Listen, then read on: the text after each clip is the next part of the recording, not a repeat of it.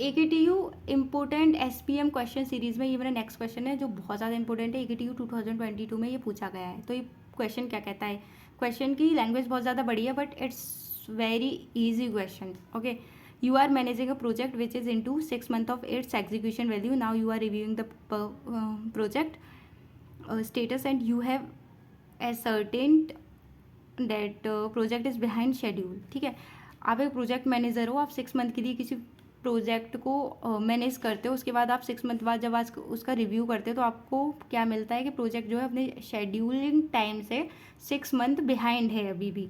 The actual cost of the activity A is ₹2 lakhs and that of activity B is 1 lakh rupees. ये इनकी activity cost दे रखी है मेरे को।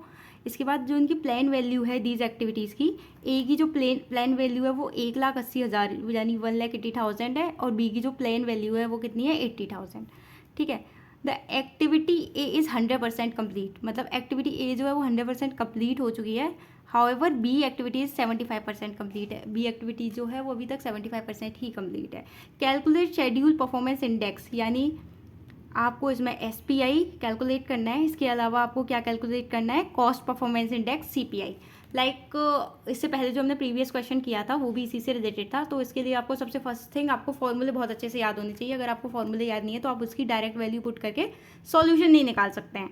ठीक है, तो सबसे पहले मेरे को इसमें जो डेटा गिवन दे रखा है वो मैंने लिख लिया है। Actual cost of activity A, actual cost of activity B and planned value of activity A and planned value of activity B. ठीक है, अब एक्टिविटी ए इज़ 100% कम्प्लीटेड। अगर हमारी एक्टिविटी जो है वो 100% कम्प्लीट है तो इसकी जो earn value of activity A जो होगी वो हमारी प्लान वैल्यू ऑफ एक्टिविटी ए के बराबर होगी। ठीक है, तो हमारी जो प्लान वैल्यू एक्टिविटी ऑफ ए है वो है हमारी 1,80,000, जो कि हमें ऑलरेडी क्वेश्चन में डेटा में दे रखा है। ठीक है, इसके बाद सेकेंड चीज़ पे आते हैं, earn value of activity B. Earn value of activity A क्या है, plan value of activity A, क्योंकि वो 100% कम्प्लीट है। अब earn value of activity B क्या होगी, बी की जो एक्टिविटी है वो हमारी 75% कम्प्लीट, तो 75% of planned value of activity B. ठीक है, तो प्लान्ड वैल्यू क्या थी हमारी 80,000, इसके 75% 75 डिवाइडेड बाई 100 करेंगे तो हमारी जो earn value of activity B की जो वैल्यू है वो हमारी आ गई 60,000।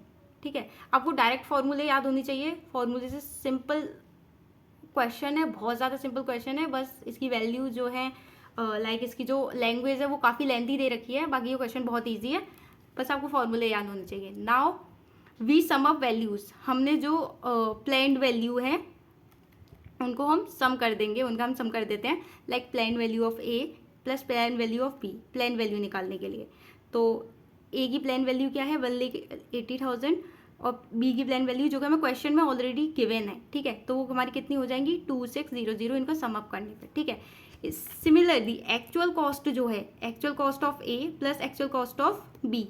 ठीक है, टोटल एक्चुअल कॉस्ट मैं कैलकुलेट कर रही हूँ। एक्चुअल कॉस्ट की जो वैल्यू है हमें क्वेश्चन में डायरेक्ट दे रखी है, ओनली आपको यहाँ पे वैल्यूज रखनी है और उन्हें सम कर देना है, जो हमारा आ गया 3 lakhs।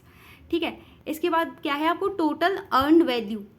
तो टोटल अर्न वैल्यू का फॉर्मूला क्या दे रखा है, earn value of A plus earn value of B. Earn value of A और अर्न वैल्यू ऑफ बी जो कि मैंने अभी कैलकुलेट की थी। ठीक है, अर्न वैल्यू ऑफ ए मैंने यहाँ पे कैलकुलेट की है, earn value of activity A is equal to plan value of activity A. Similarly earn value of activity B is equal to 75% of earn value of plan value of activity B. ठीक है, तो यहाँ पे हम total earn value calculate कर लेंगे उनका sum up करके। ठीक है, अब हम इसमें क्या करते हैं, calculate SPI and CPI। SPI calculate करने का सिंपल सा फॉर्मूला है SPI is equal to earn value divided by plan value. तो अर्न वैल्यू की वैल्यू जो हमने टोटल अर्न वैल्यू कैलकुलेट की है वो रख दी, plus divided by plan value जो है 2,60,000। जब इन्हें हम डिवाइड करते हैं तो इसकी वैल्यू आ जाती है 0.923। तो ये हमारा क्या कैलकुलेट हो गया, ये हमारा एक आंसर हो गया जो है SPI। ठीक है, अब इसके बाद नेक्स्ट हमें क्या कैलकुलेट करना है, CPI।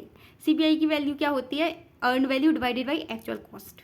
ठीक है, टोटल अर्न वैल्यू हमने कैलकुलेट कर ली है, एक्चुअल कॉस्ट भी हमने टोटल कैलकुलेट कर ली है, दोनों को एक दूसरे से डिवाइड करने पे आता है 0.8।